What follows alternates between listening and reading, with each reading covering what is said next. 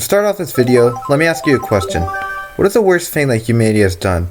Maybe it's war, maybe it's slavery, maybe even creating a society.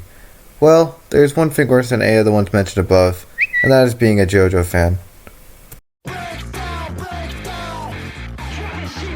Now you might be wondering, why is the guy with the Capri Sun mascot as his profile picture telling me about JoJo? Well, first off, shut up. Second off, it's because I love this series. Being a fan of JoJo's Bizarre Adventure is interesting to say the least. Being someone who has seen all the way to the end of Part 6, and I've only heard good things for Part 7, I can confidently say it's a good show, but saying you like JoJo's a surefire way for any JoJo fan in the area to go and come and suck your dick. Be careful, be careful, be careful. The JoJo fanbase is one of the most annoying fan bases out there, but the actual show is one of my absolute favorites. I should probably start talking about the show itself now, since I'm almost 3 paragraphs into this script and haven't even mentioned what it's about. So be ready, strap in, and enjoy, for I'm about to explain to you what JoJo is about.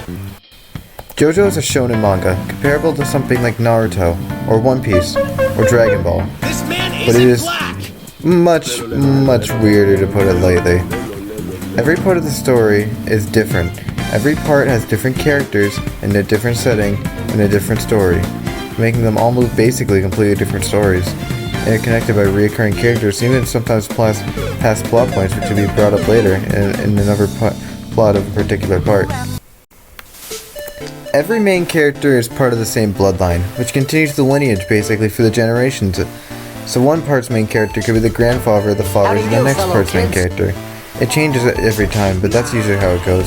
Sometimes even parts even change the genre of the show compared to what it was before, so they can really vary from part to part.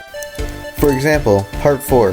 It's basically if you put David Bowie into an anime, gave him a hand fetish, made him a serial killer in a small town, but he has the ability to destroy evidence with the click of his finger, and I haven't even talked about the main power system yet, which are called stands. Oh boy, I'm gonna have to get into the power system.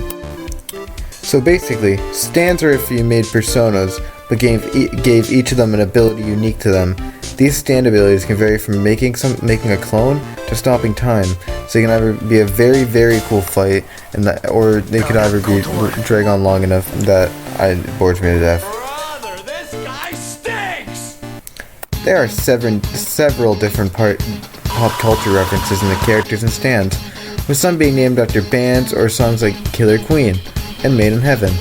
But since copyright laws exist and are very annoying, they had to change them, which can sometimes be good, it can sometimes go bad, and sometimes it's Flaccid Pancake or Blueford, or reasonable acts at or filthy acts at a reasonable price instead of dirty deeds done dirt cheap, where it is like the best naming, by the way, just putting it out there.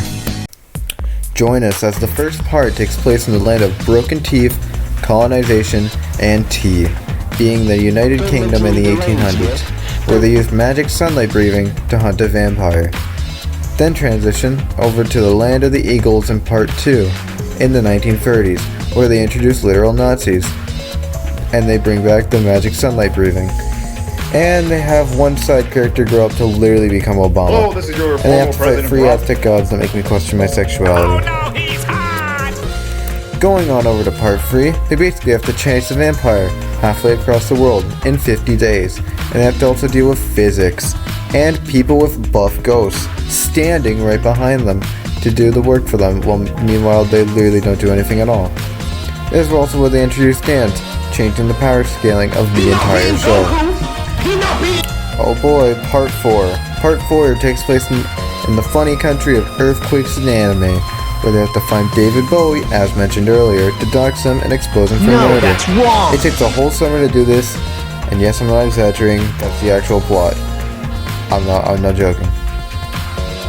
Moving on over to Part 5. Part 5 takes place in the pizza and spaghetti country in Naples, Italy, where a 15-year-old tries to stop a drug lord and a drug route. So he joins a gang called Passione and tries to make a way to the boss of the gang, left his daughter with them, and literally dogs himself because of it.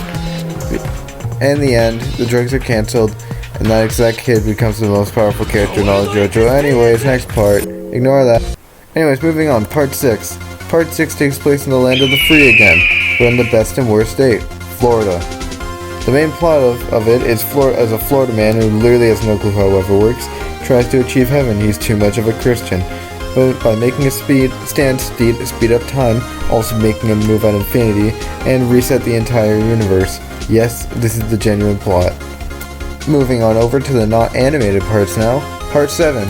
Part 7 is a horse race with Jesus, where they literally go against the President of the United States in America, who has the ability to Steins Gate his way into other dimensions, using a blue cat with pink gems. This is not a joke, this is a weird show.